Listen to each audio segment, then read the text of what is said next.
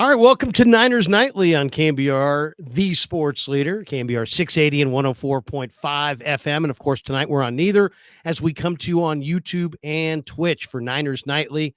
I am Larry Krueger. That's the name, bottom of the screen. What? Right there. Can I get my turned around? Niners Nightly, which is a very nice name. And then, of course, Larry Krueger, not quite as nice name, but, together with Niners Nightly, it all works. Anyway, welcome to Niners Nightly, edition number 2, as tonight we come to you on YouTube, and we had a busy day in Santa Clara, and really was a fun day in Santa Clara as well. An emotional day in some ways because you had some players returning to the field. You had some players kind of expressing their feelings about what happened to Ricky Pearsall over the weekend, and just the 49ers, this was a big day. This might have been the biggest day of the summer down there. And I thought this opening segment, so tonight in this hour, what we're going to do is we're going to talk about in this first segment just kind of what I saw and heard down in Santa Clara today. We'll play a couple sound bites from down there. Next segment, John Dickinson, the great JD, is going to join us at around 6:15. He was down there today as well. We'll get his thoughts on everything down in Ninerland. And then bottom of the hour, around 6:35, we're going to play you a cut from well, actually, why don't we start? Actually, we'll play that later. We're going to play with Peter Schrager later on, and we'll talk a little bit about Kyle Shanahan. Is he or is he not on the hot seat right now with ownership? Does he have the most writing on this season ahead of every other player, coach, executive, owner in the entire league? That was Schrager's point. So we'll play that later on, bottom of the hour. And then we'll finish up. We'll take some of your calls or emails. We'll read some texts and tweets, and we'll talk a little Niner football on some of the things we're expecting to see on Monday night. But let's get into it. I think we're going to start with Trent Williams. Trent Williams is the leader of the 49ers, and he returned today. And he's an interesting guy because he is the leader in the room. We'll go through some of the things that we talked about with Trent today. As he just, he's been gone. Now he's back, and we're thrilled. He's obviously the Niners are thrilled to have him. I thought there was a chance he was going to retire. He told me today there was never a chance he was going to retire. But I want you guys to hear this soundbite from him. Because to me, this was one of the best sound bites I think I've heard down in Santa Clara since I've been covering the 49ers.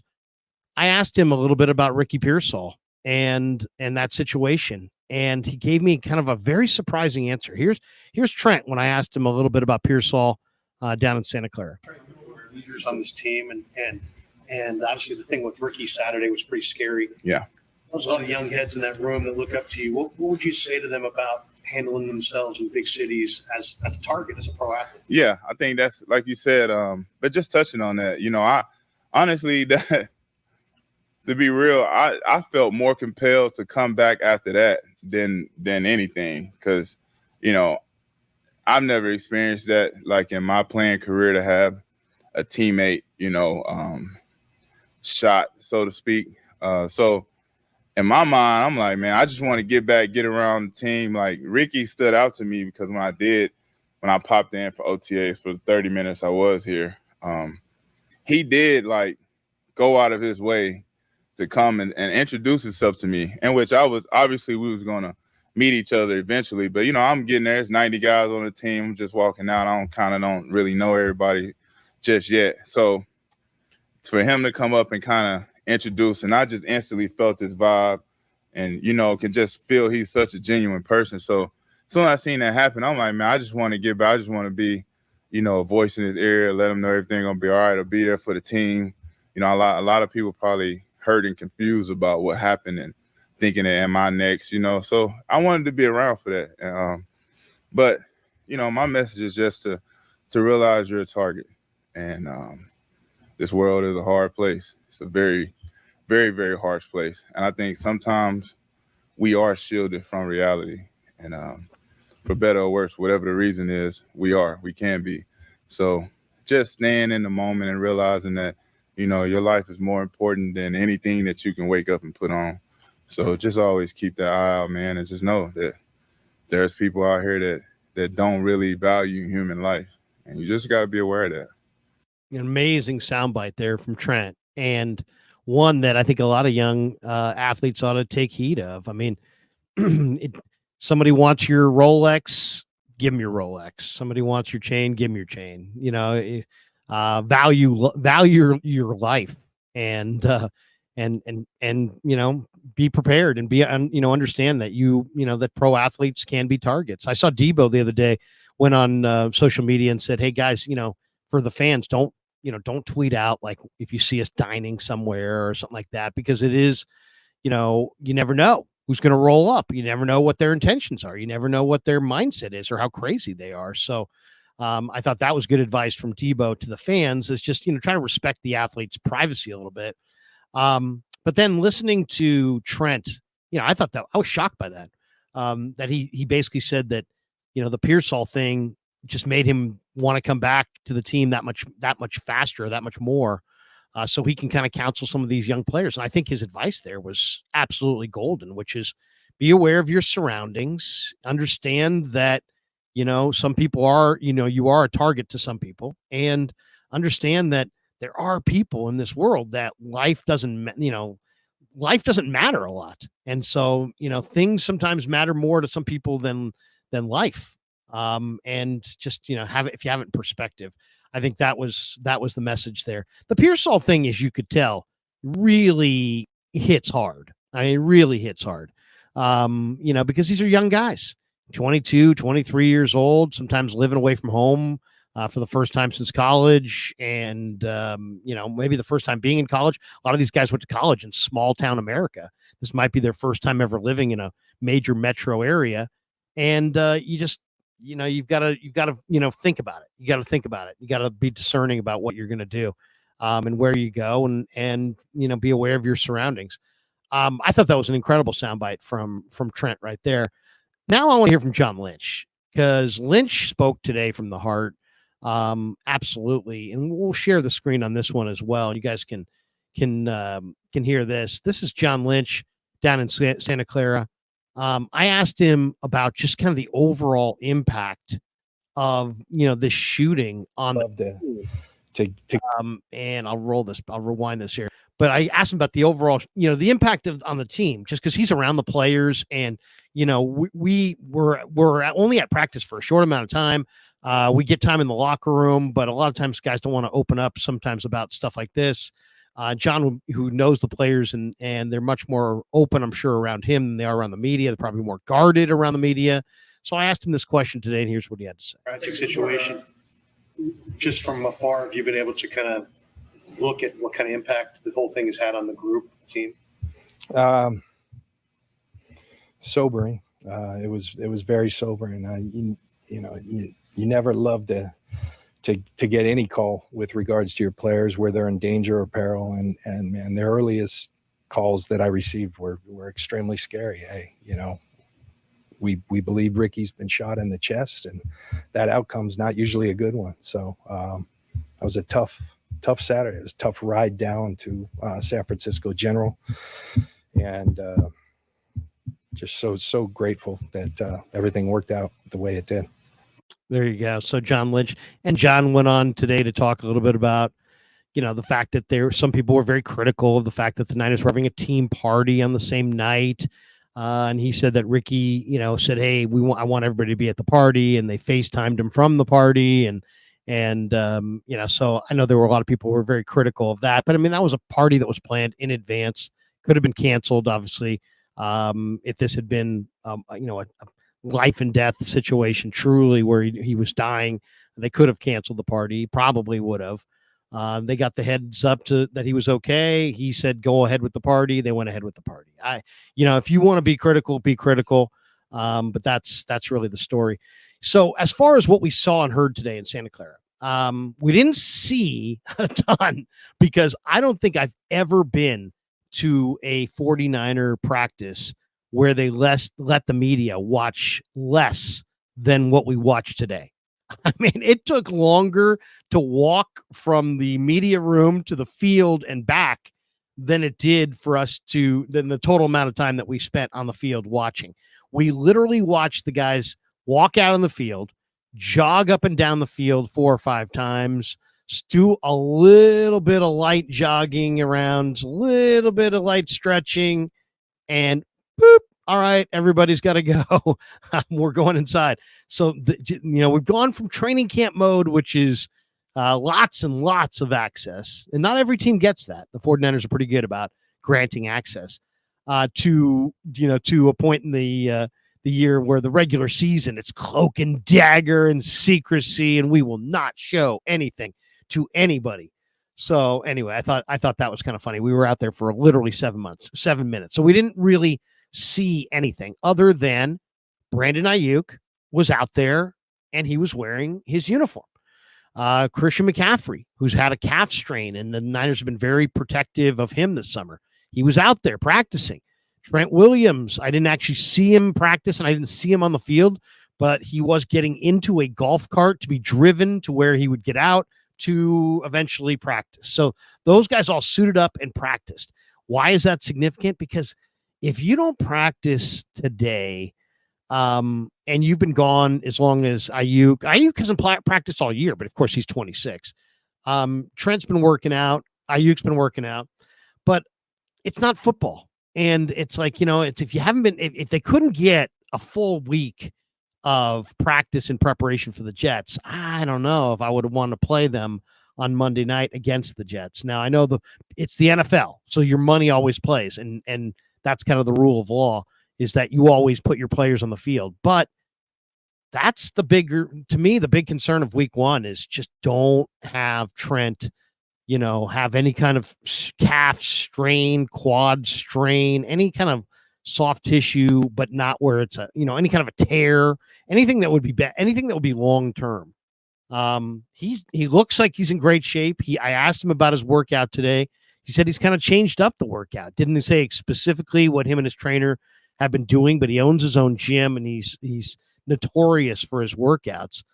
He was, and it's funny. I do want to talk a little bit more about Trent today because I thought he was fantastic at the podium.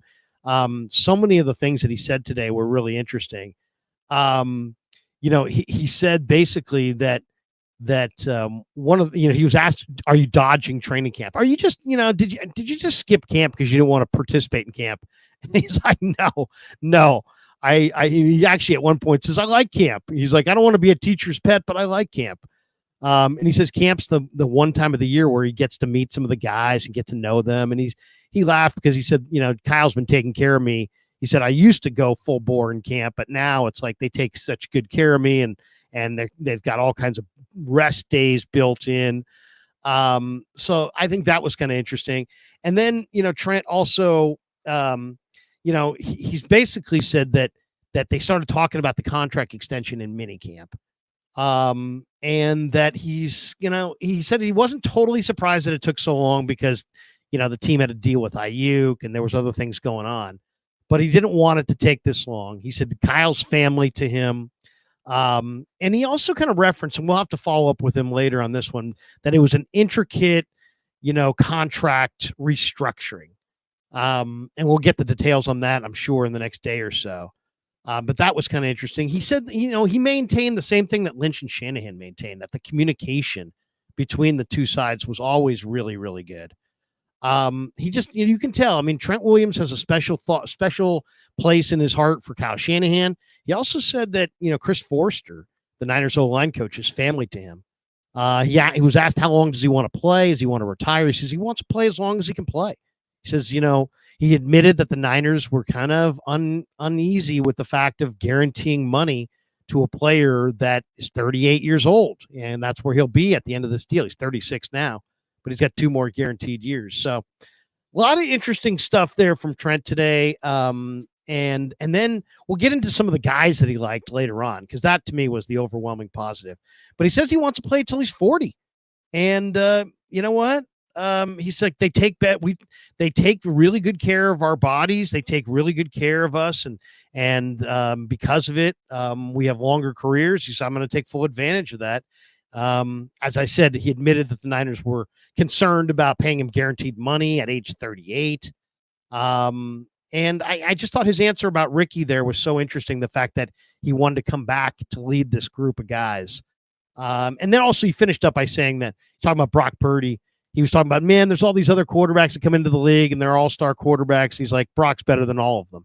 So obviously, talking about all the big-time prospects that Brock Purdy has beaten out to become the Niners quarterback.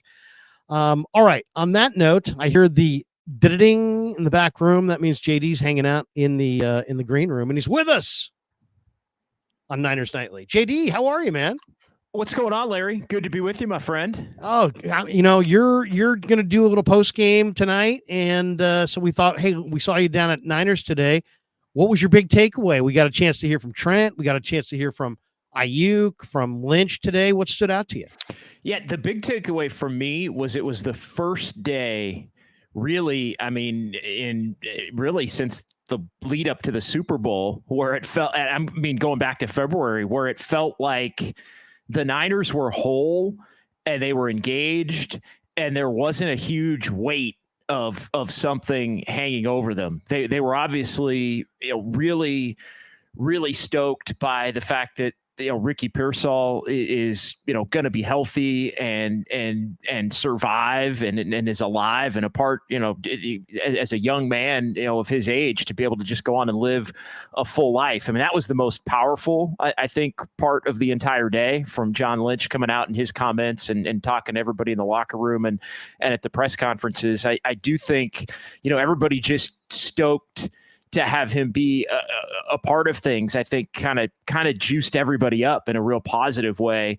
And then the other thing was, it was Trent Williams and Brandon Ayuk, both deals done. And I think really all three of those things, Larry, it just uplifted the whole vibe. It felt like go time today for this 49ers team for the first time. And it really couldn't have come at a better time, because now they get the off day tomorrow and then the normal 3-day practice week, Thursday, Friday, and Saturday leading into Monday night. So we talked so often about, can they get everybody back and with enough time to make an impact?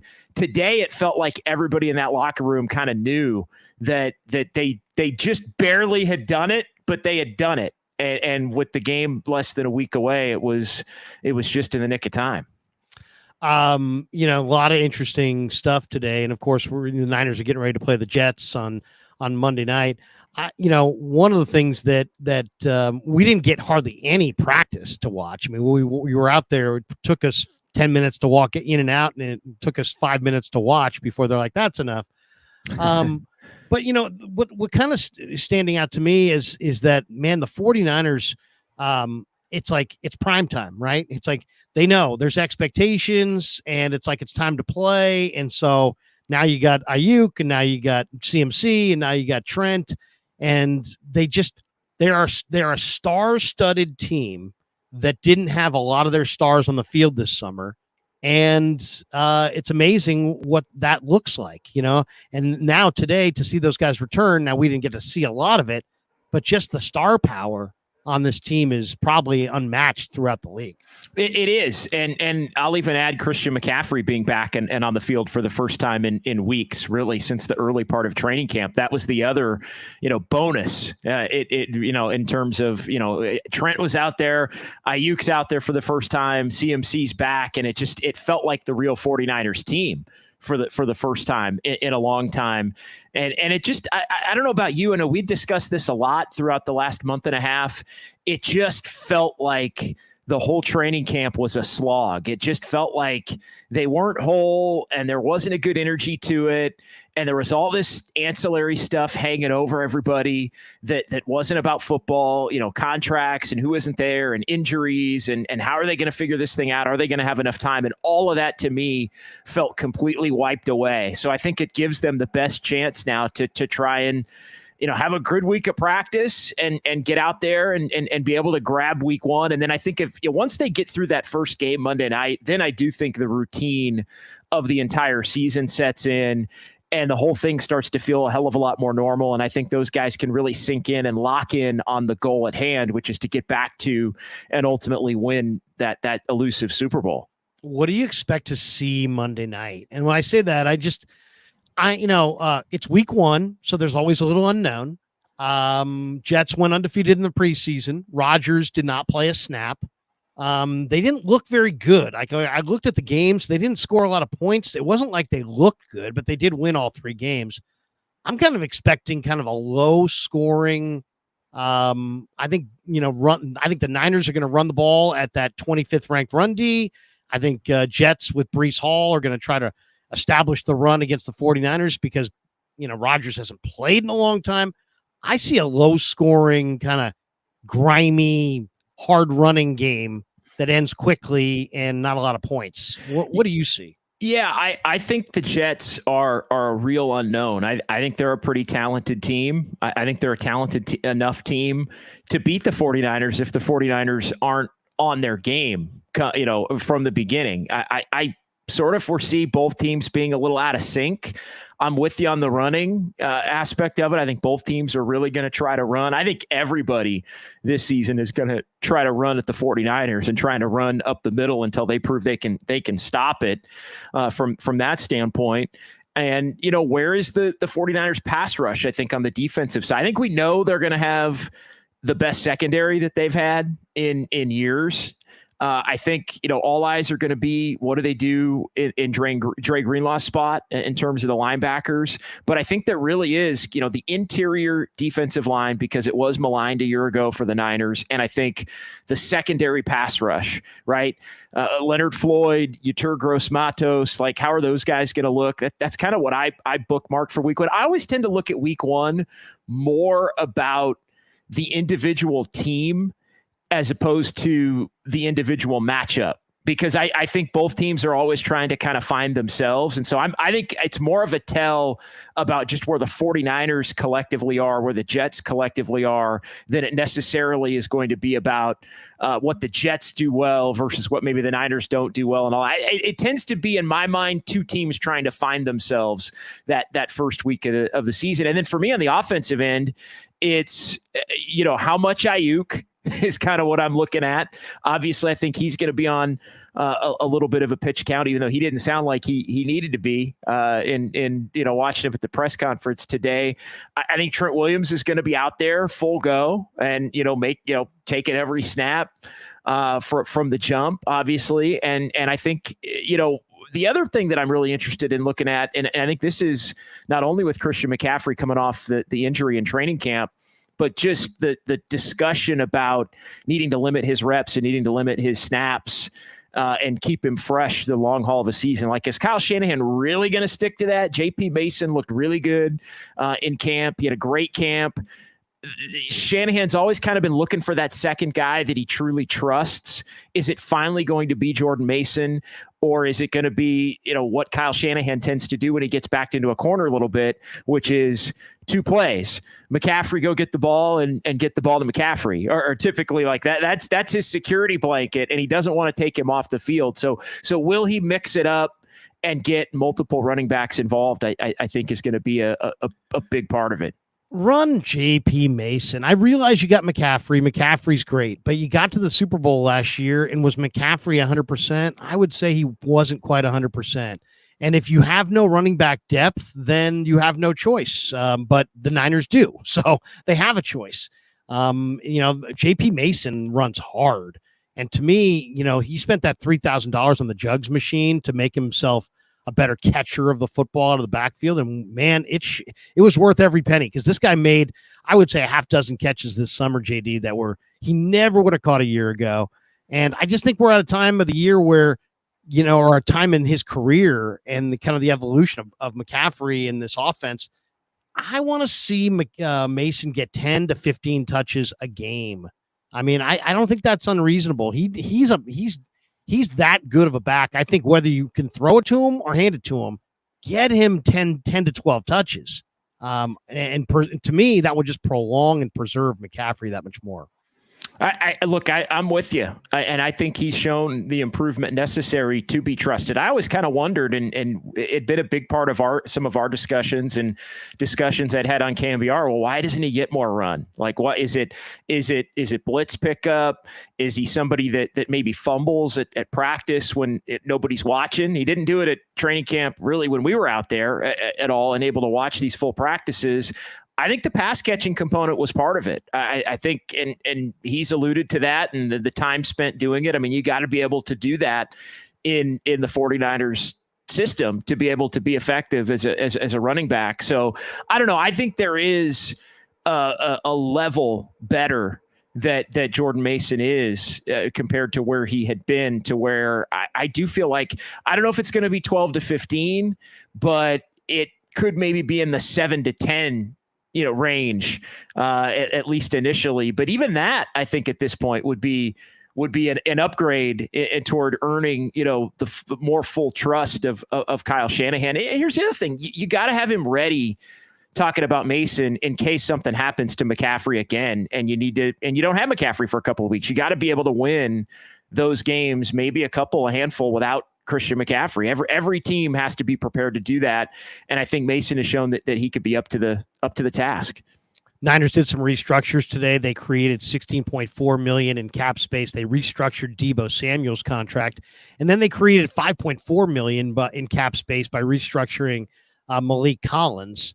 And this is what gets it done, right? Because they ultimately got it done with Trent. Trent signs what Trent steals 3 years, $82.66 million, $48 million at signing, $25.69 million via a signing bonus. So, wow. I mean, that would be nice. That'd be a nice trip to the ATM if you, hey, honey, let's go to the ATM and see that we're $48 million richer today.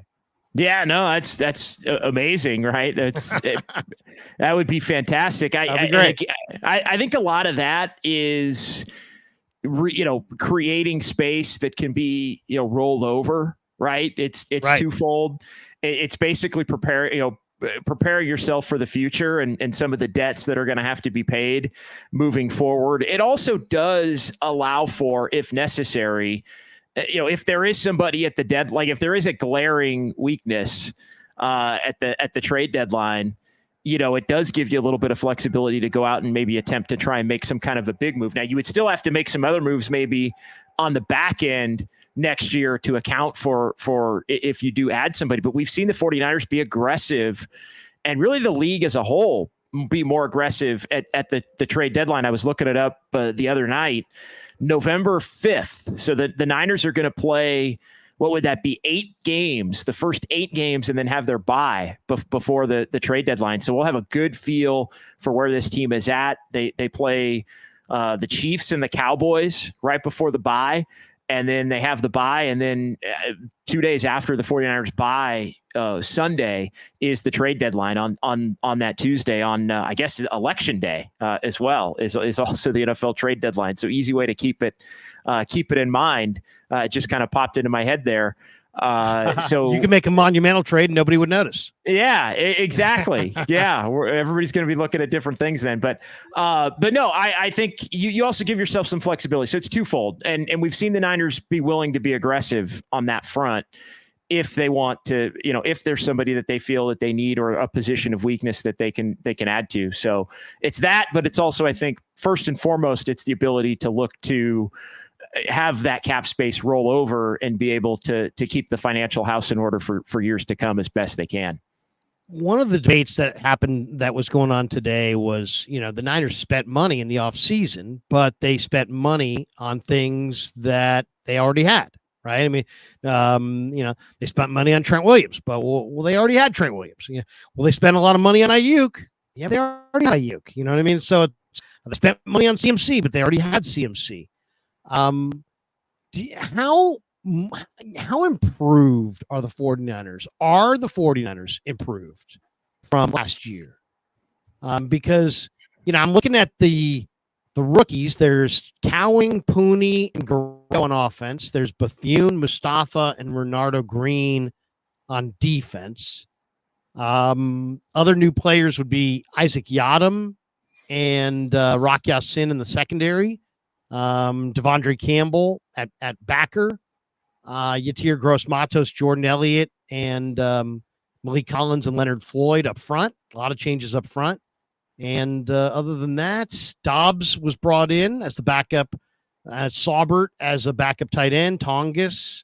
Who else? That's pretty much it. Pretty much everybody. Other than, of course, Dominic Pooney, who steps in at right guard as the starter.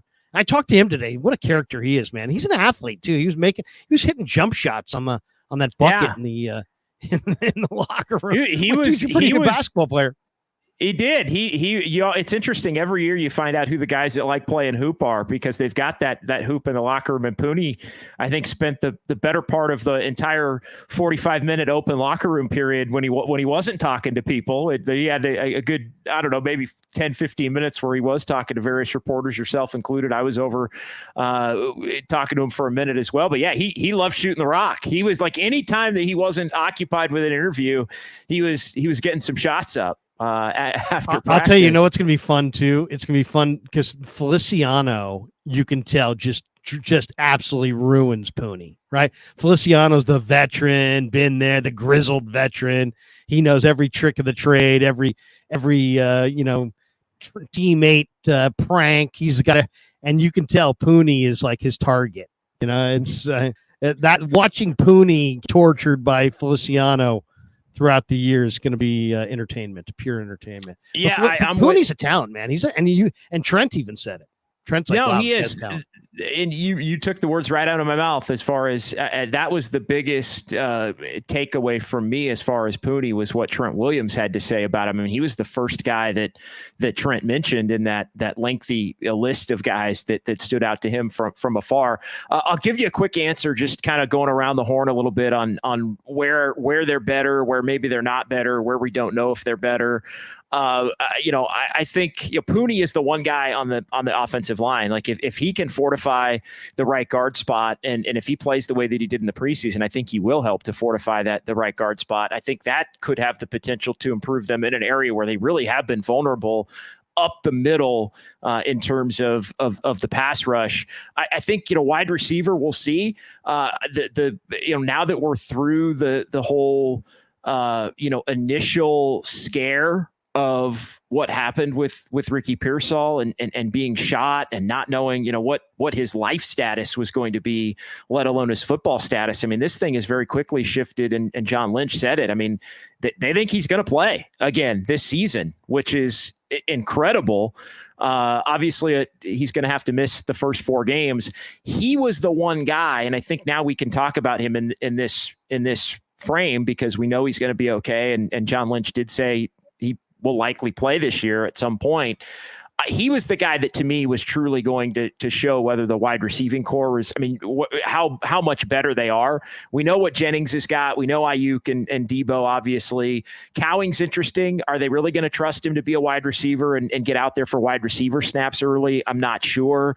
I'm interested to see how much Chris Conley is on the field.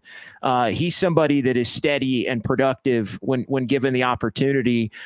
So I think that's interesting. I think on the defensive side, the secondary, I think they're better in the secondary. They are quite a bit better.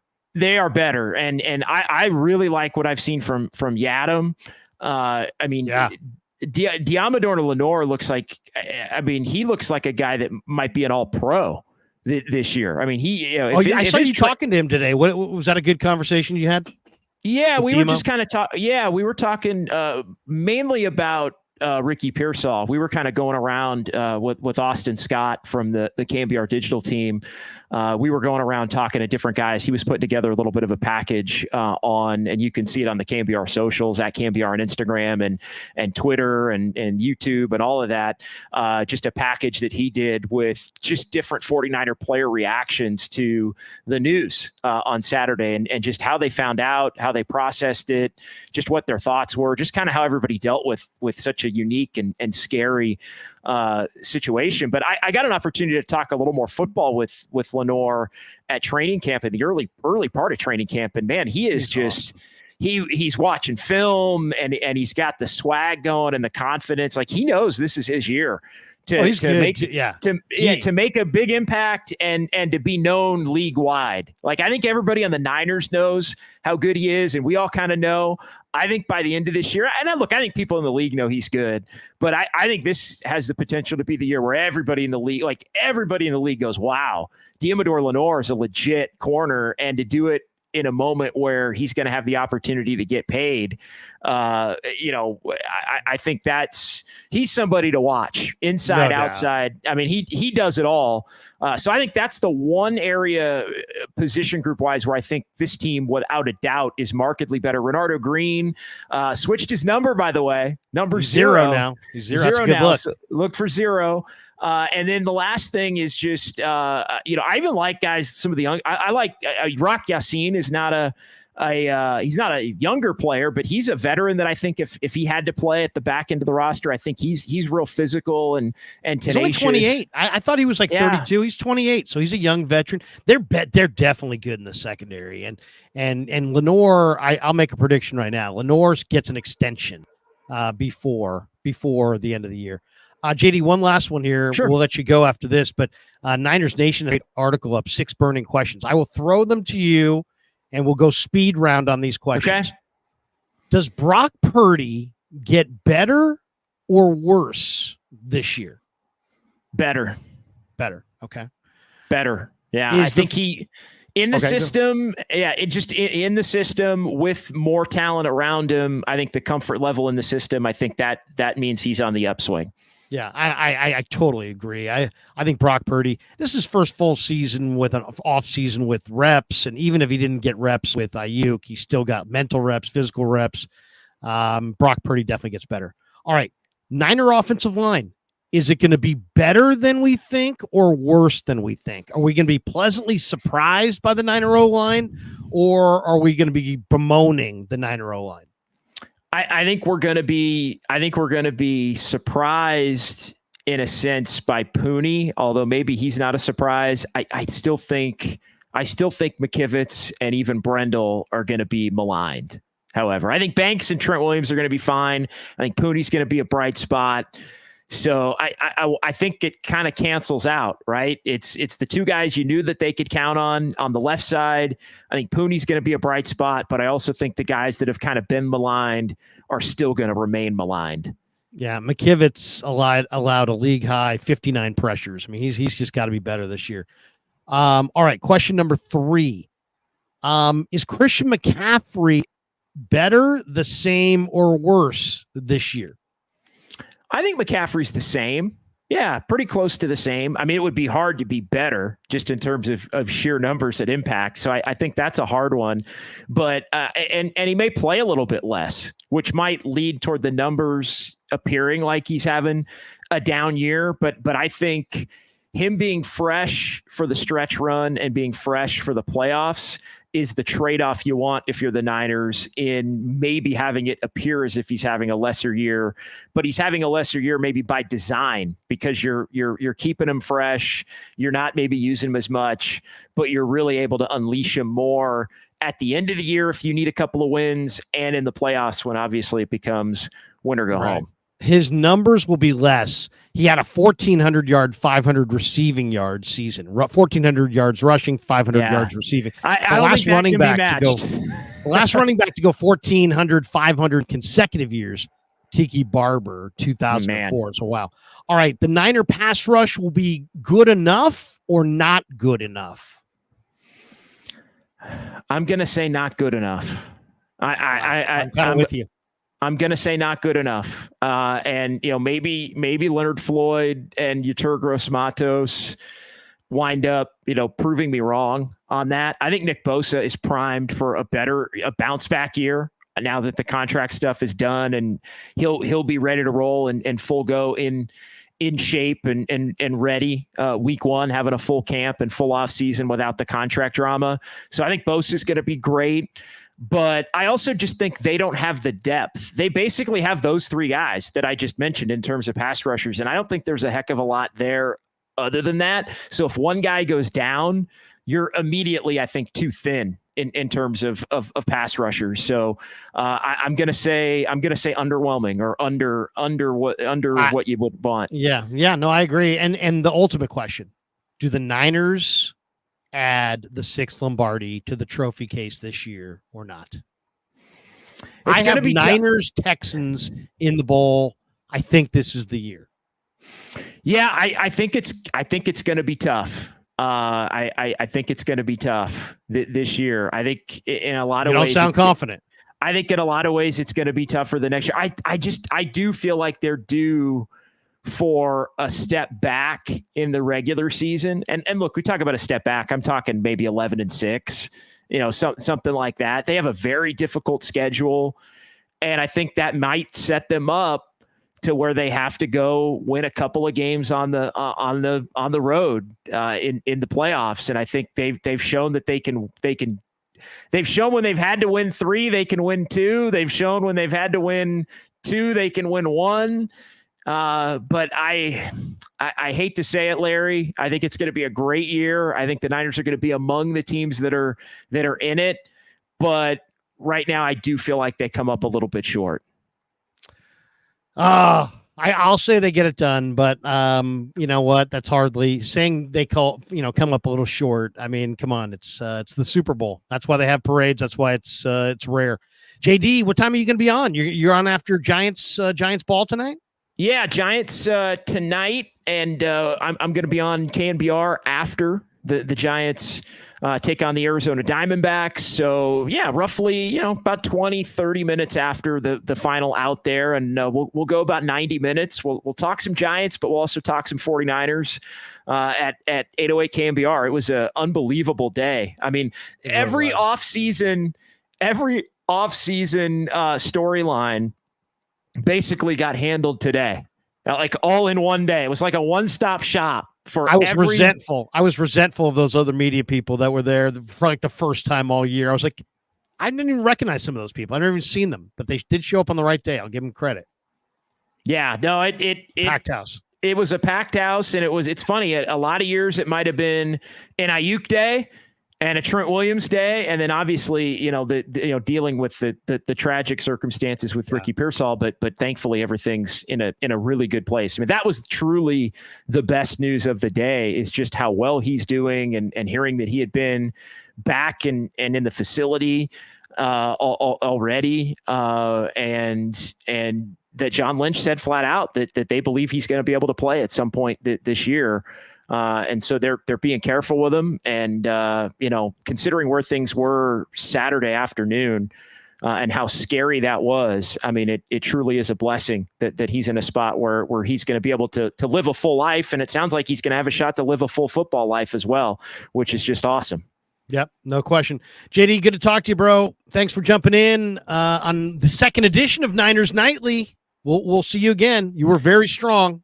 Looking forward to it, Larry. Thanks for having me. The chat is voting. They said JD is a keeper. There you go. Thanks, JD. Have a great night, man. You got it, man. Take it easy. Talk to you soon. The great John Dickinson. You got to love JD. There's a little soundbite that I wanted to play and talk a little bit in this final part of the hour. This was Peter Schrager on the NFL Network from earlier today, talking about Kyle Shanahan. Listen to this. And I'm actually earlier today. This might have been yesterday or the day before. Here we go. Little Peter Schrager. I'm looking at my guy, Kyle Shanahan. Kyle Shanahan, the Shan Man. This is the year that Kyle Shanahan maybe gets that ring. I think Kyle Shanahan's got the most riding on this season. I also feel like he has no doubts that his team is ready to go. I'm going to say the head coach of the defending NFC champions, Kyle Shanahan's got the most on his shoulders, and he's got some hair rocking on it, too. He's growing out that hair, and I respect it. And he was rocking it like Gatsby on Friday night. All right. I'm looking at my guy. All right. So there you go. Should we hear it again? No, we won't. There you go. Peter Schrager saying on the NFL Network, I think yesterday, that Kyle Shanahan is, the way he phrased it, has the most riding on this season of anybody in the entire league.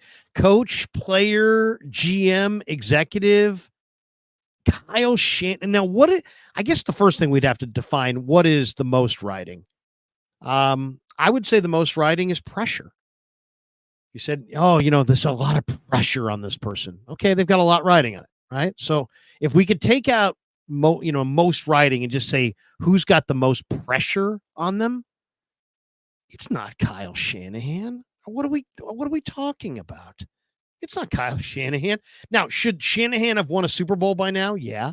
Does Shanahan have pressure on him to get a Super Bowl with the Niners? Absolutely.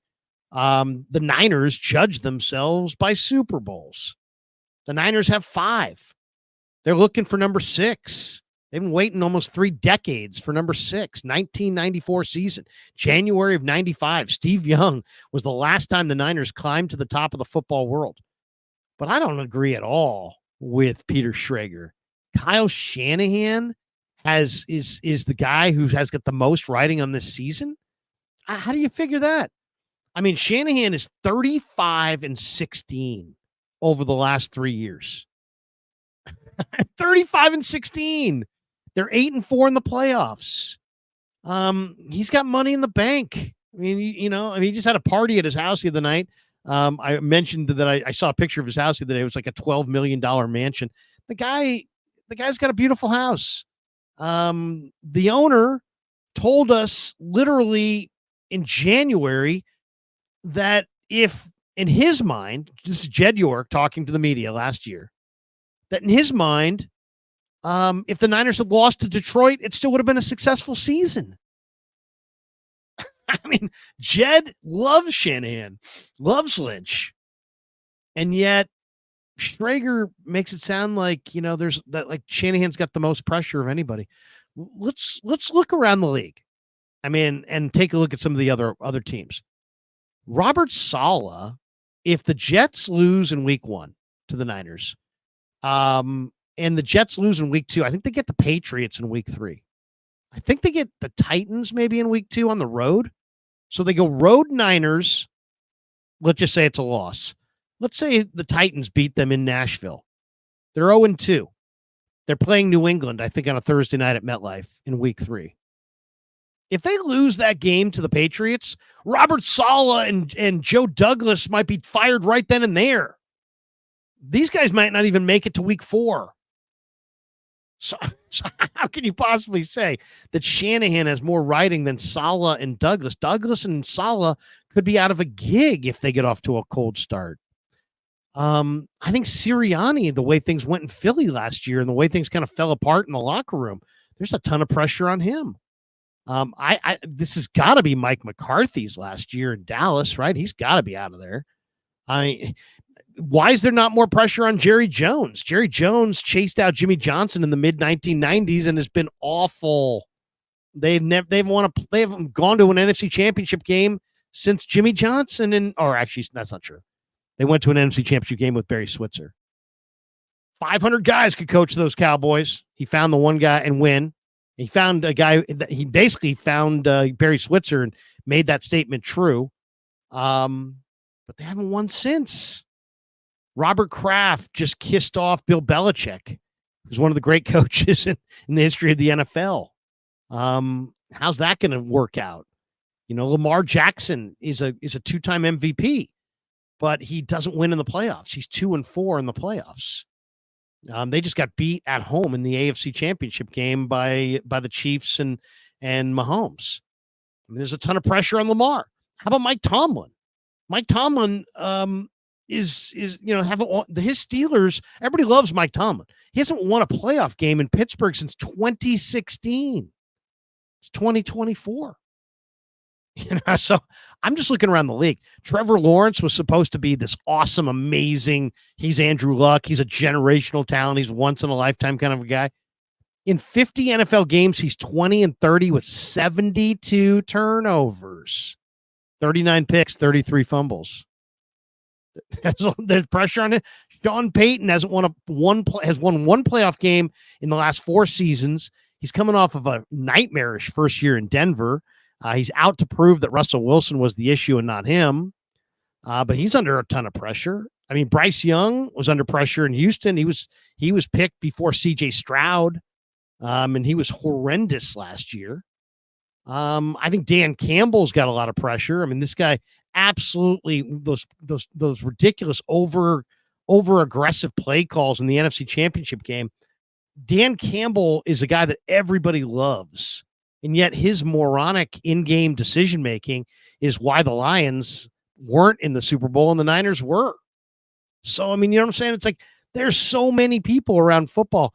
Terry Fontenot, the GM of the Falcons, drafted Michael Penix in the first round. Like, what, just just after they had signed Kirk Cousins to some monster multi-million-dollar contract, and they badly needed, more pass rush, and you had Turner, Peyton Turner, I believe, from Bama sitting there in the middle of the first round, and they go Michael Penix. Now, I like Michael Penix, but you just signed Kirk Cousins.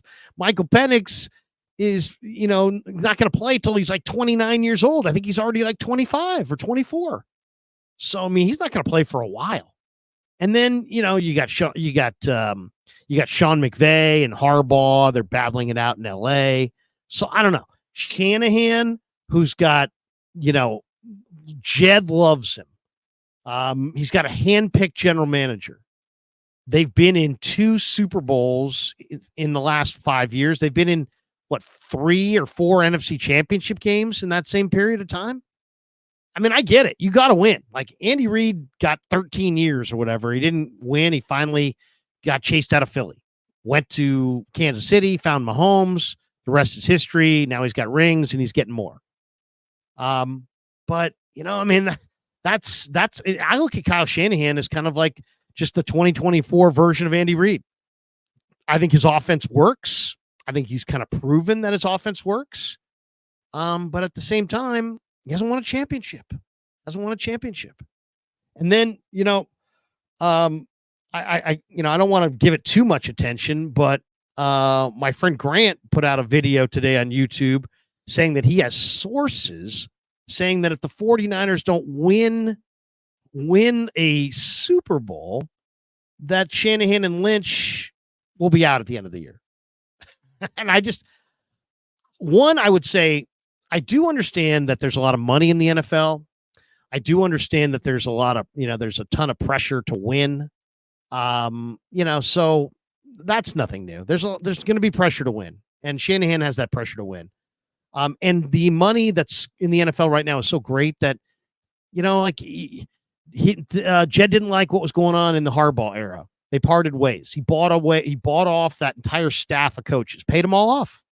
Brought in Tom Sula, kept some of the coaches, brought in a bunch of new ones. 1 year later, paid off Tom Sula, paid off all of his coaches. Hired Chip Kelly. He brought in a bunch of new coaches too. 1 year in, pays off Kelly, pays off all of those coaches. In a 3-year period of time between the end of the Harbaugh era and before Shanahan, Jed York spent between $20 and $25 million paying off failed coaches or coaches that he didn't want anymore. So, there's lots of money in the NFL. And if you're not winning, they'll find somebody else. So I'm not saying Kyle Shanahan is got a lifetime contract, but I'm pretty sure when I sit here and say that the 49ers could implode this year and he would still be back next year. The 49ers could lose key players in the first month of the year and absolutely implode as a franchise and win 5 games. And I still think Shanahan and Lynch would return next year.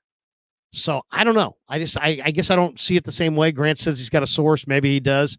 I won't question that. I'm not going to question if he has a source or not, but I will say this.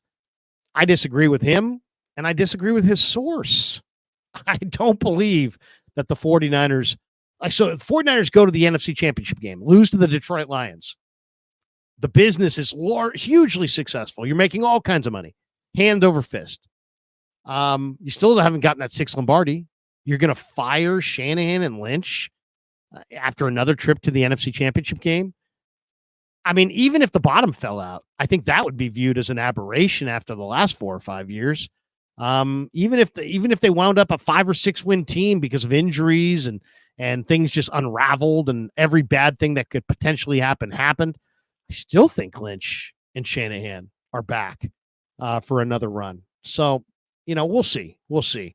But to me, to say that Lynch and Shanahan are Super Bowl or bust. Okay, you can have that mentality of like, hey man, it's time to get it done. Okay. And I think most Niner fans would be right there with you. Absolutely. It's time to get it done. But you already got rid of a really good football coach in Jim Harbaugh because you didn't win a Super Bowl. And what did he do? He went back to college and won a national championship and now is back with the Chargers. And let's see what he does there. Chances are he's going to do really, really well.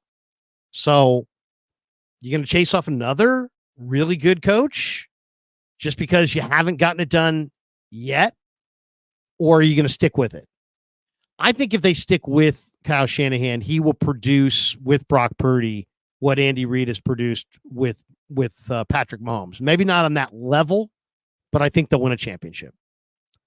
I have nothing to base that on other than I've been very impressed by Kyle's offense. It consistently produces points. I've been impressed by the talent on this roster. They're consistently one of the best rosters in football. And now they got a quarterback. And the quarterback, I think, is heading into what I think is going to be his best season. So there you go. That's kind of how I see it. I think Shanahan's going to get it done. If you said, Crew, give me a window, because we don't have forever, I would say he's going to get it done. He will get it done in faster than the window that Reid had. So this is year 8. Reid had 13 years in Philly. That would give Shanahan 5 years. He's got 5 years to win a ring. If you don't get it done after that, at that point, you've had, over a decade, almost a decade and a half. At that point, 13 years. I mean, like, if you ask the Eagles got their ring with Doug Peterson, after that. So they feel vindicated. But are they? They chased out Andy Reid. Look what Andy Reid has developed in Kansas City. You could argue that that's a dynasty. If they win this year, they're going to have done what nobody has done. 3-peat, 3 in a row. So I know Philly fans, they love to be like, hey, they got Peterson, they got their ring, and they're vindicated. Really? Are you vindicated? If Reid goes on and wins a couple more and he's got 4, and you chased out some Hall of Fame coach after 13 years of not winning any, and he goes to Kansas City and wins 4, I think you're going to look really, really bad. That's going to look really, really bad. So I would say the 49ers, you can't go forever, and forever is not an option. But to me, if you gave them a 4 or 5 year rope and said, hey, we're going to give you a 4 or 5 year window. Yeah, the first couple of years you built the thing up. Now you got everything you want pretty much. You got the quarterback, you got talent, you got the GM, you got all the coaches you want, you got everything you put in place. You got 5 years. You got 5 years. Some people would say that's way too much. Some people, there's a feeling out there among Niner fans that Kyle's got to go and it's got to happen now. What's amazing to me is that the 49ers have arguably as good a talent as any team in pro football, and they have royally screwed up the first round of the draft. 3 number 1 picks on Trey Lance, Mike McGlinchey, Javon Kinlaw, Reuben Foster, Solomon Thomas. I mean, that's like basically every number 1 pick they've ever had outside of Nick Bosa has resulted in something that's really disappointing. Now we'll see about Ricky Pearsall. Oh, by the way, a couple quick thoughts on the finish of this show. Lynch said today, like multiple times, that Ricky Pearsall he thinks is going to be a fantastic player. And then when Trent talked to us today, he said he really likes Dominic Pooney, his poise. He thought he was such a steal. He said he's got a lot of good things. He's heard a lot of good things about Ricky Pearsall. He says he loves Malik Mustafa as a downhill hitter. He says he's really fun to watch. He says Jacob Cowing looks electric. And then about Garendo, he's like, Kyle keeps finding all these running backs who can just flat out play. So Trent sounding out on 5 of the Niner rookies that he really, really liked, including his new line mate, Dominic Pooney. All right. Thanks to all of you guys. Day number 2 of Niners Nightly in the books. Later on this week, the voice of the Jets, Bob Wischusen, is going to stop by. Friday night, Jody Mack, who's like one of the biggest Jets fans of all time. He works on IP and WFAN in Philly and New York and on CBS Radio. You probably hear him on KMBR on the weekends.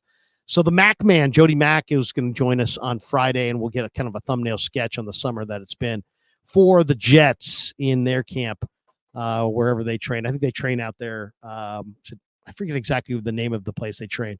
But anyway, Niners Jets Monday night. All right, that does it for Niners Nightly for tonight. Thanks to JD. Thanks to all of you. We'll be back tomorrow night, another day in Santa Clara tomorrow, and then we'll be back for another edition at 6 o'clock. Join us at 6. Tonight at 8:30 on the Krueger Show, the great Raj from RSF 49ers is going to be in the house. And we're going to talk Niners with Raj. So join me at 8:30 on the Krueger Show. And that does it for Niners Nightly. And stay tuned. Next on KNBR, you've got Sports Phone, KNBR with JD throughout the rest of the night. Until tomorrow, have a great night, everybody.